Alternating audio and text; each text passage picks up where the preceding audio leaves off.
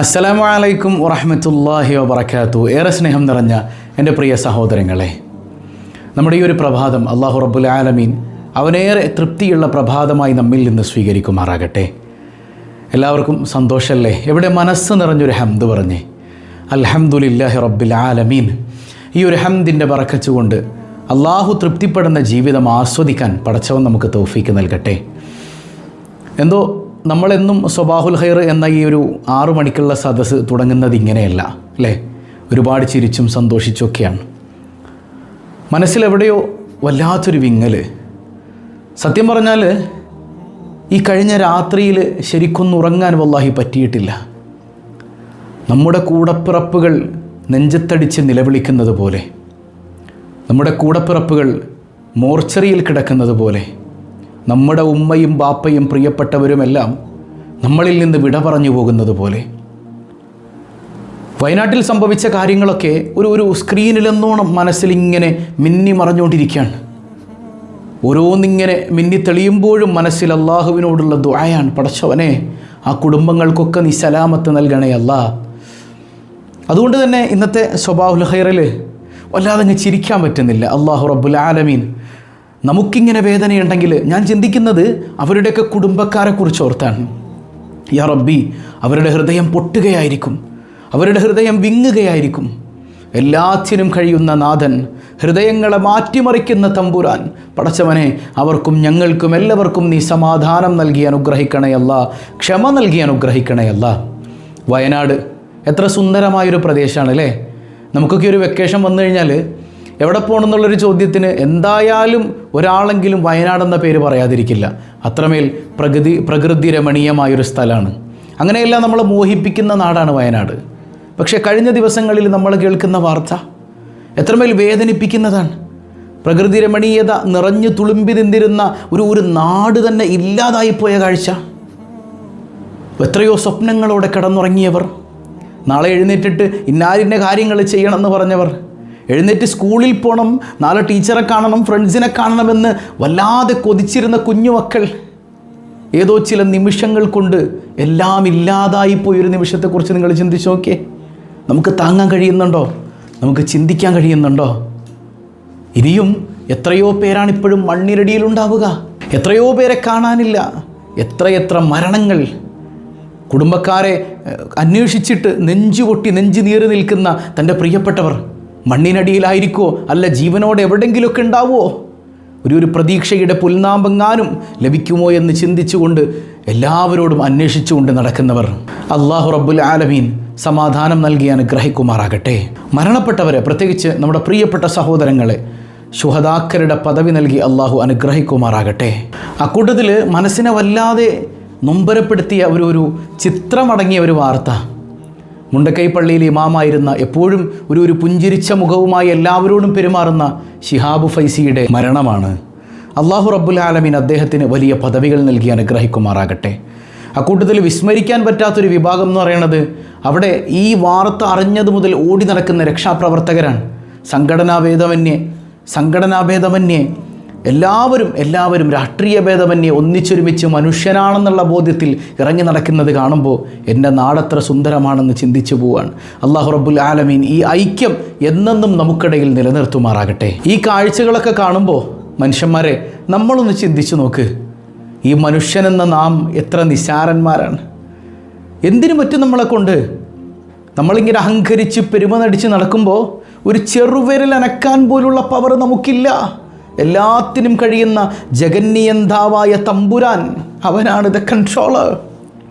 എല്ലാം നിയന്ത്രിക്കുന്നത് റബ്ബാണ്.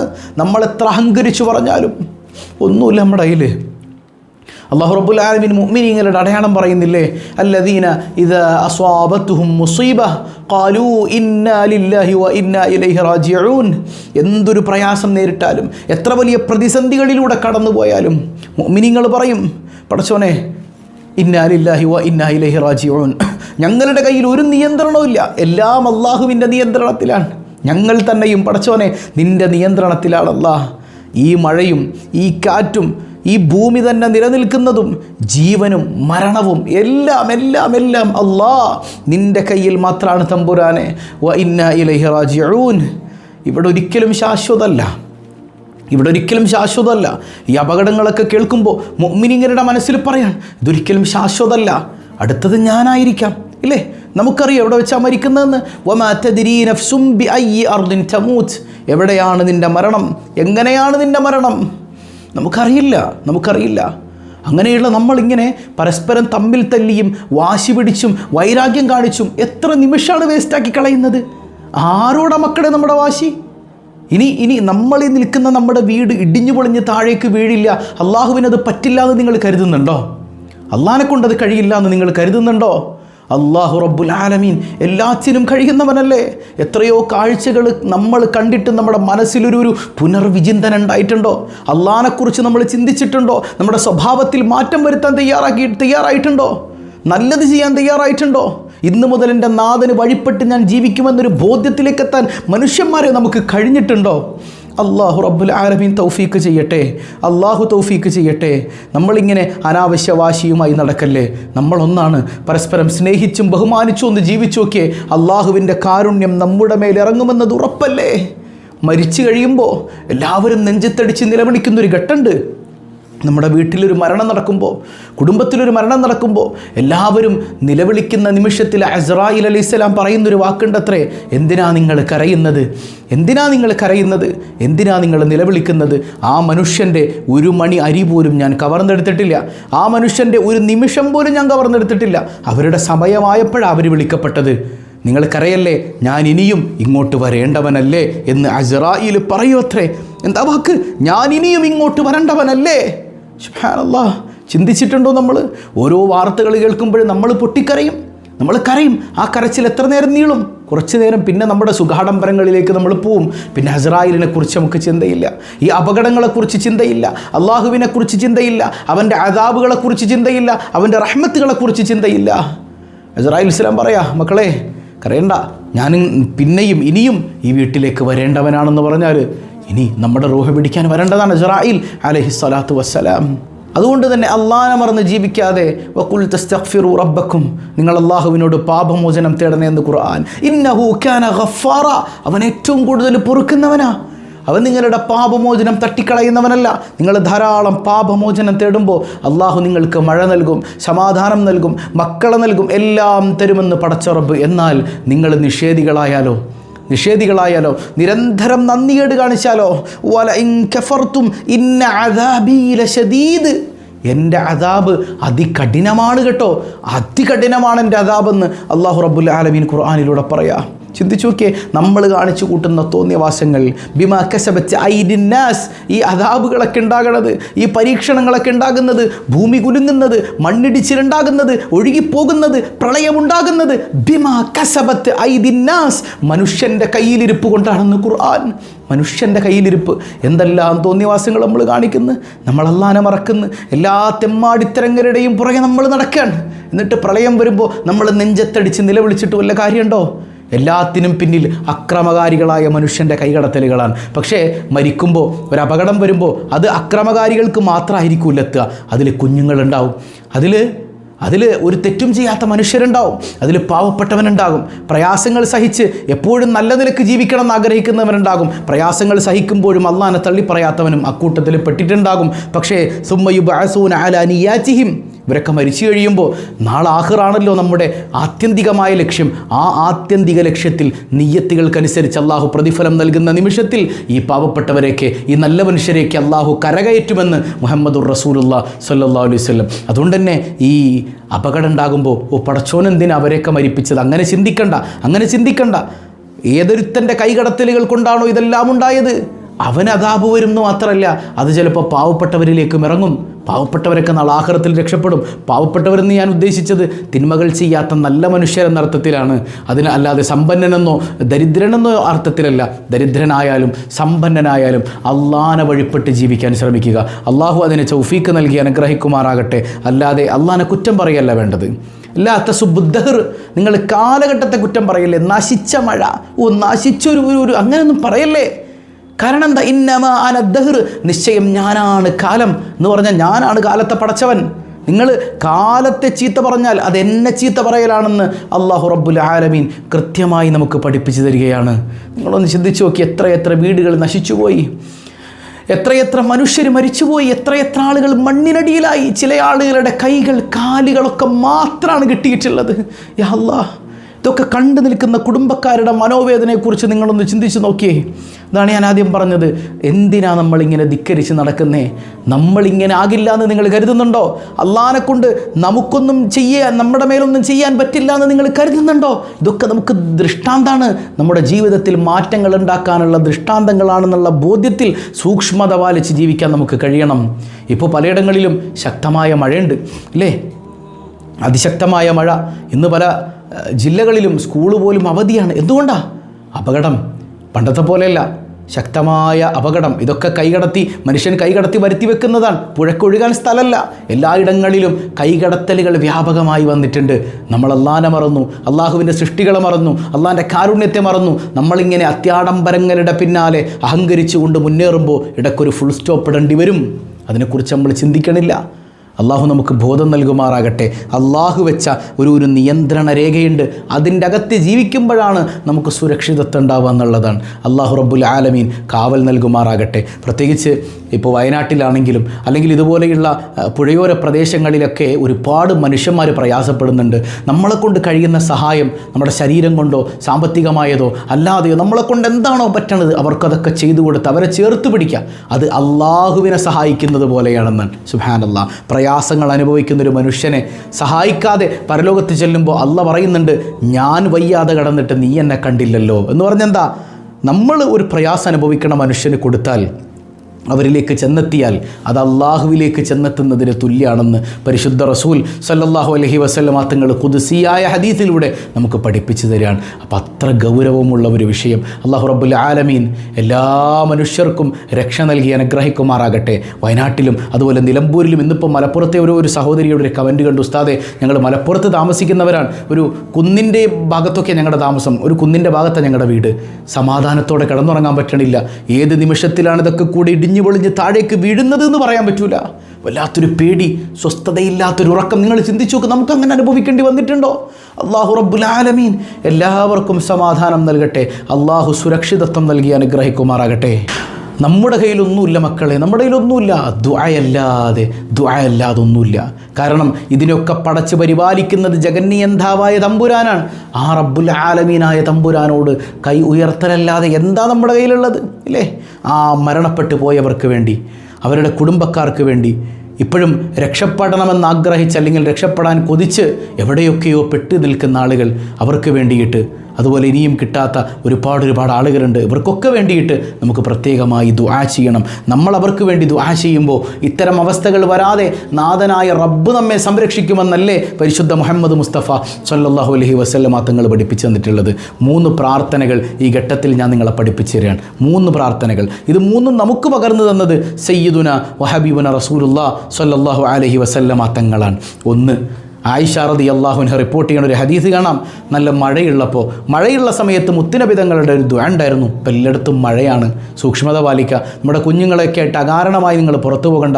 ഇപ്പോൾ ദയവ് ചെയ്ത് ട്രിപ്പിനും ടൂറിനൊക്കെ പോകാതെ സൂക്ഷ്മത പാലിച്ചിരിക്കുക.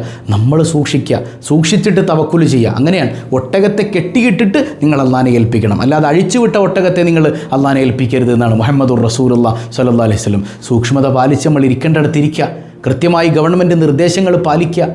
എന്നിട്ട് അള്ളാഹുവിനോട് തവക്കുലിന് അപേക്ഷിക്കുക. അള്ളാഹു റബ്ബുൽ ആലമീൻ അവനിൽ നിന്നുള്ള വക്കാലത്ത്, അവനിൽ നിന്നുള്ള പരിരക്ഷ അള്ളാഹു നമുക്ക് നൽകി അനുഗ്രഹിക്കുമാറാകട്ടെ. അപ്പോൾ മഴയുള്ള സമയത്ത് പുണ്യനബിയുടെ ഒരു ദുആ ഉണ്ട്. അല്ലാഹുമ്മ സ്വയ്യിബൻ നാഫിഅ. പടച്ചോനെ, ഞങ്ങൾക്ക് നീ ഉപകാരമുള്ള മഴ തരണയല്ല. ഈ മഴ ഒരു ഉപദ്രവമാകുന്ന അല്ലെങ്കിൽ അപകടമാകുന്ന പരീക്ഷണമാകുന്ന ഒരവസ്ഥയിൽ നിന്ന് കാക്കണയല്ല. ഉപകാരമുള്ള മഴ ഞങ്ങൾക്ക് നീ നൽകണയല്ല. മറ്റൊരവസരത്തിൽ രണ്ടാമത്തെ ഒരു ദുആ എന്താണെന്ന് വെച്ചാൽ, നല്ല ശക്തമായ കാറ്റടിച്ച് വീശാണ് ഇല്ലേ? നമ്മുടെ നാട്ടിലൊക്കെ ഇപ്പോൾ നല്ല കാറ്റാണ്. ചില സമയത്ത് ഭയങ്കര കാറ്റ്, മരങ്ങളൊക്കെ കിടന്ന് ആടുന്നത് കണ്ട കൊടുങ്കാറ്റാണെന്ന് പോലും നമ്മൾ ചിന്തിച്ചു അല്ലേ? നല്ല കാറ്റ് വരുമ്പോൾ അള്ളാഹുവിൻ്റെ ഹബീബ് സല്ലല്ലാഹു അലൈഹി വസല്ലം തങ്ങളുടെ ഒരു ദുആ ഉണ്ട്. അല്ലാഹുമ്മ ഇന്നി അസ്അലുക ഖൈറഹാ വഖൈറ മാ ഫീഹാ വഖൈറ മാ ഉർസിലത് ബിഹി വഅഊദു ബിക മിൻ ശർരിഹാ വശർരി മാ ഫീഹാ വശർരി മാ ഉർസിലത് ബിഹി. എന്നാണ് ദുആയിൽ പറയുന്നത്, പടച്ചോനെ ഇതിൻ്റെ നല്ല വശം, ഇതിൻ്റെ ഖൈർ നീ ഞങ്ങൾക്ക് നൽകണേ അല്ലാ, ഇതിൻ്റെ നന്മയെ ഞങ്ങൾക്ക് നൽകണേ അല്ലാ. ഈ കാറ്റിനെ നീ എന്തിനാണോ അയച്ചതെന്ന് അറിയില്ല റബ്ബേ, എന്തിനാണെങ്കിലും നന്മയെ തരണേ അല്ലാ. ഇതിൻ്റെ ഷെറിൽ നിന്ന് ഞങ്ങളെ കാക്കണേ അല്ലാ. നീ എന്തിനാണ് അയച്ചതെന്ന് ഞങ്ങൾക്കറിയില്ലല്ലോ അല്ലാ, നീ എന്തിനാണ് അയച്ചതെങ്കിലും ഷെറിൽ നിന്ന് ഞങ്ങളെ കാക്കണേ തമ്പുരാനെ. അപ്പോൾ കാറ്റുകൊണ്ടുള്ള ഒരുപാട് ഉപദ്രവങ്ങളിൽ നിന്ന് ഈ പ്രാർത്ഥന നമ്മെ കൈപിടിക്കുമെന്നത് മുത്തുനബി സല്ലല്ലാഹു അലൈഹി വസല്ലമ തങ്ങളുടെ ജീവിതം കൊണ്ട് കാണിച്ചു തന്ന കാര്യമാണ്. മൂന്നാമത്തേത് എന്താണ്? ഒരു വിഭാഗം ആളുകൾ റസൂലുള്ളാഹിനോട് വന്ന് പരാതി പറയാണ്, സല്ലല്ലാഹു അലൈഹി വസല്ലം, നബിയെ ശക്തമായ മഴയാണ്, മഴ കൊണ്ടൊരു രക്ഷയില്ല, എല്ലാം തകർന്നു പോകുന്ന അതിതീവ്ര മഴയാണ് നബിയെ. നമുക്കും പഠിക്കാനുണ്ട്. അതിതീവ്ര മഴ, ശക്തമായ മഴ, ചിലയിടങ്ങളിൽ റെഡ് അലേർട്ട് പ്രഖ്യാപിച്ചു, ശക്തമായ മഴയാണ്, എന്ത് ചെയ്യണം? നമുക്കൊന്നും ചെയ്യാനില്ല. സൂക്ഷ്മത പാലിക്കേണ്ടിടത്തൊക്കെ സൂക്ഷ്മത പാലിച്ച് ജീവിക്കുന്നതോടൊപ്പം അള്ളാഹിനോടുള്ള നിരന്തരമായ ദുആ, ആ ദുആയാണിത്. اللهم حوالينا ولا علينا اللهم على الآكام والضراب وبطون الأودية ومنابت الشجر. സുബ്ഹാനല്ലാഹ്.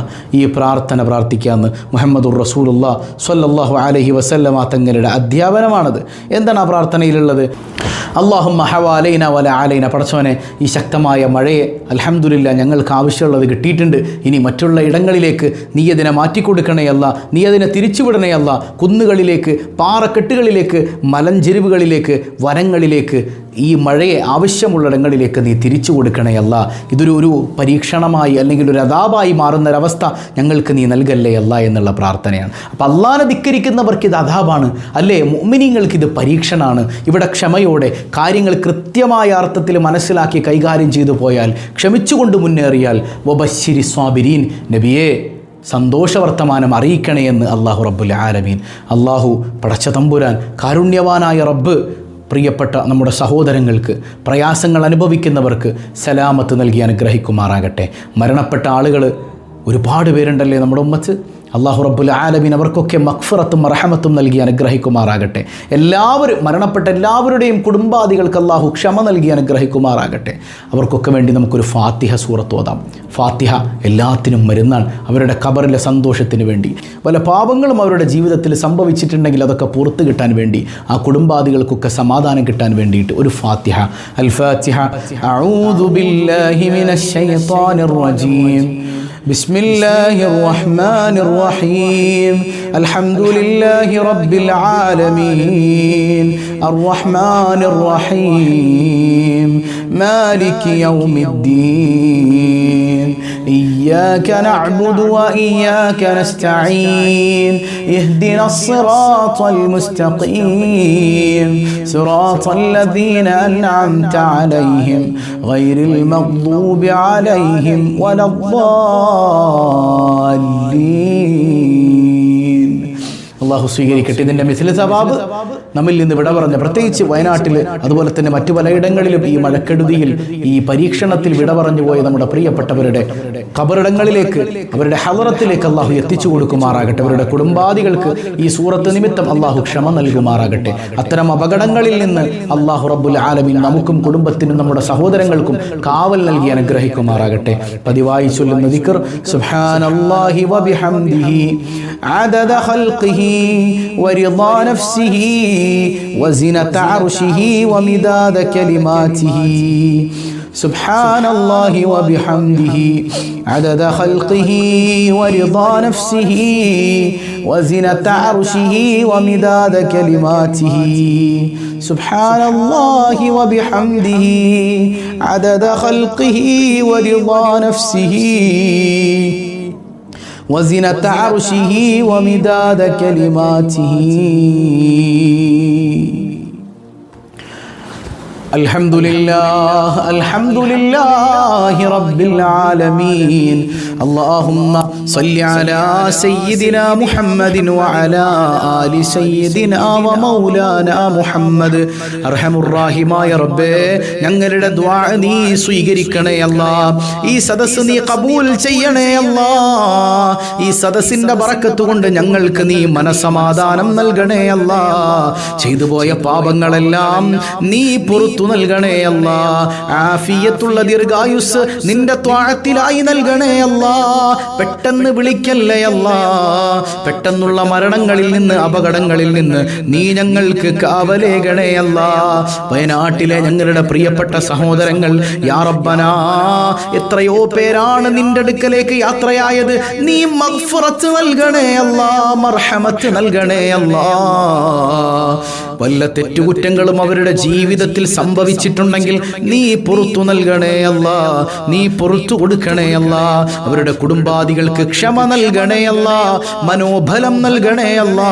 നീ കാവലേകണേ അല്ലാ, നീ കാവലേകണേ അല്ലാ. നിന്റെ പരീക്ഷണത്തിൽ ക്ഷമിക്കാനും അതിലൂടെ വിജയികളിൽ ഉൾപ്പെടാനും അവർക്കും ഞങ്ങൾക്കും നീ തൗഫീക്ക് നൽകണേ അല്ലാ. താങ്ങാൻ കഴിയാത്ത പരീക്ഷണങ്ങൾ നൽകല്ലേ അല്ലാ. ഇപ്പോഴും എത്രയോ മനുഷ്യർ മണ്ണിനടിയിലാണ്, കണ്ടെത്താൻ നീ തൗഫീക്ക് നൽകണേ അല്ലാ. അതിനുവേണ്ടി പടച്ചവനെ ഓടി നടക്കുന്ന ഞങ്ങളുടെ പ്രിയപ്പെട്ട സഹോദരങ്ങൾ യാ റബ്ബനാ, എല്ലാവർക്കും നീ ഖൈറും ബറക്കത്തും നൽകണേ അല്ലാ. എല്ലാ നന്മയുടെയും വാതായനങ്ങൾ തുറന്നു നൽകണേ അല്ലാ. പടച്ചവനെ ഞങ്ങളുടെ ജീവിതത്തിൽ അഭിവൃദ്ധി നൽകണേ അല്ലാ. ഈ സദസ്സിനെ സ്നേഹിക്കുന്നവർ, ഇത് മറ്റുള്ളവരിലേക്ക് എത്തിച്ചു കൊടുക്കുന്നവർ, ഇതിന്റെ പിന്നണി പ്രവർത്തകർ എല്ലാവരുടെയും ലക്ഷ്യങ്ങൾ പൂർത്തീകരിക്കണേ അല്ലാ. ദുആ കൊണ്ട് വസിയ്യത്ത് ചെയ്തവരുണ്ട്, അവരുടെ പ്രയാസങ്ങൾ അകറ്റണേ അല്ലാ. അസുഖബാധിതർക്ക് സൗഖ്യം നൽകണേ അല്ലാ. മരണത്തെ ഭയന്ന് മരണത്തെ ഓർത്ത് ജീവിക്കാൻ ഞങ്ങൾക്ക് നീ തൗഫീക്ക് നൽകണേ അല്ലാ. തൊഴിലുകളിൽ അഭിവൃദ്ധി നൽകണേ അല്ലാ. പ്രിയപ്പെട്ട പ്രവാസികൾക്ക് കാവലേകണേ അല്ലാ. പടച്ചവനെ ഞങ്ങളുടെ കടങ്ങളെല്ലാം നീ ഏറ്റെടുക്കണേ അല്ലാ. ഞങ്ങളിൽ നിന്ന് മൺമറഞ്ഞവർക്ക് മഗ്ഫിറത്ത് നൽകണേ അല്ലാ. ഞങ്ങളെയും ഞങ്ങളിൽ നിന്ന് വിട പറഞ്ഞവരെയും പ്രത്യേകിച്ച് ഈ സദസ്സിന്റെ വാഹകരെയും നിന്റെ ഹബീബായ റസൂലുള്ളാഹ് സ്വല്ലല്ലാഹു അലൈഹി വസല്ലമ തങ്ങളോടൊപ്പം നിന്റെ കാരുണ്യം കൊണ്ട് നീ ഒരുമിപ്പിക്കണേ അല്ലാ. ബിഹഖി സ്വല്ലല്ലാഹു അലാ മുഹമ്മദ് സ്വല്ലല്ലാഹു അലൈഹി വസല്ലം, സ്വല്ലല്ലാഹു അലാ മുഹമ്മദ് സ്വല്ലല്ലാഹു അലൈഹി വസല്ലം. അല്ലാഹുമ്മ സ്വല്ലി അലാ മുഹമ്മദ് യാ റബ്ബി സ്വല്ലി അലൈഹി വസല്ലം.